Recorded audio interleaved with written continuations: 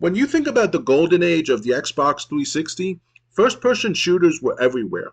It felt like every major publisher had their own take on World War II, and the competition was absolutely brutal.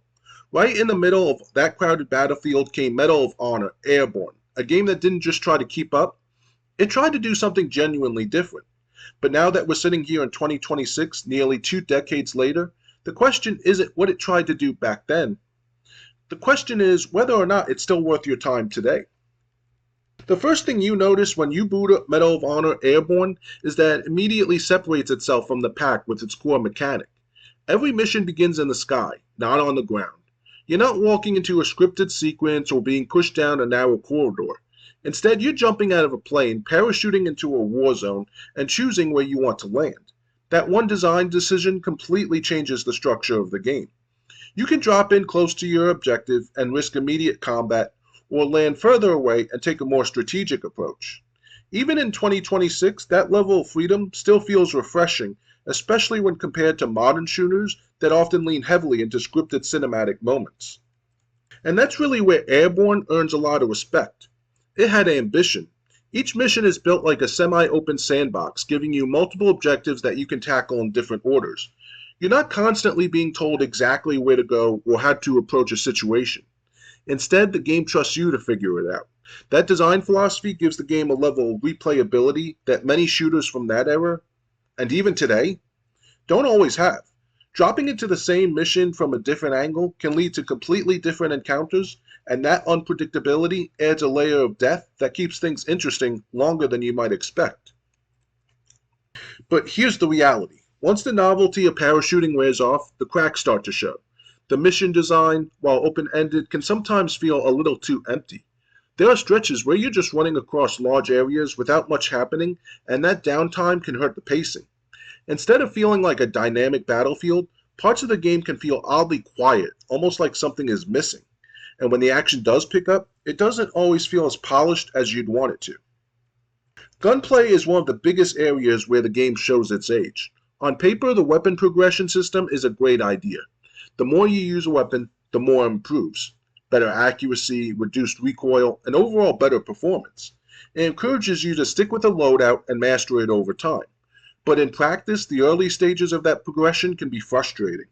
Weapons often feel inaccurate and inconsistent, which can make firefights feel more like a chore than a test of skill. When you combine that with occasionally questionable hit detection and an enemy AI that doesn't always behave predictably, it creates moments where the game feels less fair and more frustrating. Speaking of AI, this is another area where Airborne struggles to keep up with modern standards. Enemies can sometimes feel either too passive or overly aggressive, with very little in between. There are moments where they'll stand out in the open and barely react, and others where they seem to laser focus on you with pinpoint accuracy. It creates an uneven experience that can pull you out of the immersion, especially if you're used to more refined AI systems in newer games. Visually, Medal of Honor Airborne is exactly what you'd expect from a 2007 Xbox 360 title. Powered by Unreal Engine 3, it has its moments, especially when you're floating down from the sky and taking in the battlefield below. But overall, it's clearly dated. Textures can be muddy, environments lack detail compared to modern standards, and you'll occasionally notice frame rate dips or pop-in. That said, there's still a certain charm to it. If you got nostalgia for that era, the visuals might actually add to the experience rather than take away from it. Audio design is one area where the game still does a solid job. The sound of gunfire, explosions, and the overall atmosphere of the battlefield hold up surprisingly well. It helps sell the chaos of war even when other aspects of the game fall short.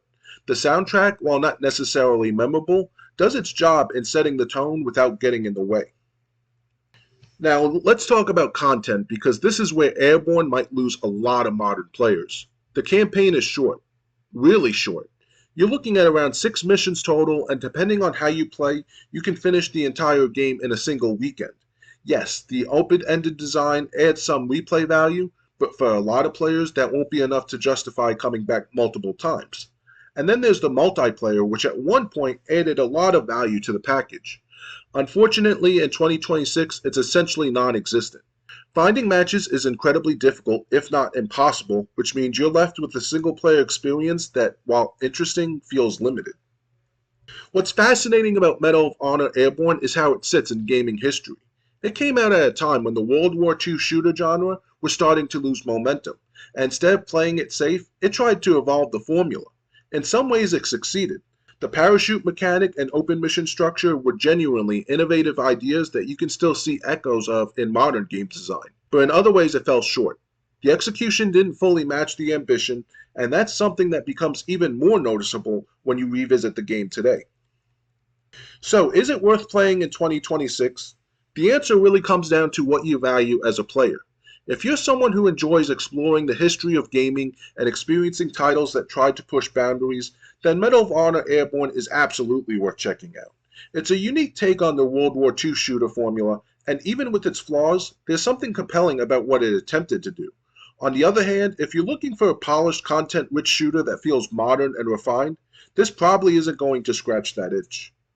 At its core, Airborne is a game full of great ideas that didn't quite come together as well as they could have. It's not a bad game by any means, but it's also not one that stands the test of time as strongly as some of its competitors. In 2026, it feels more like a piece of gaming history than a must play experience. Something you try out of curiosity rather than something you sink dozens of hours into. And honestly, there's nothing wrong with that. Not every game needs to be timeless. Some games are important because of what they tried to do, not necessarily because of how well they aged. Medal of Honor Airborne is one of those games. If you enjoyed this video, make sure to give it a thumbs up, subscribe to the channel, and ring that notification bell so you don't miss any future uploads. And if you want to go even deeper, check out my Patreon, where my latest exclusive takes a look at whether or not open world games still feel fresh in today's gaming landscape. Let me know down in the comments if you played Medal of Honor Airborne back in the day and whether you think it still holds up in 2026. Until next time, game on.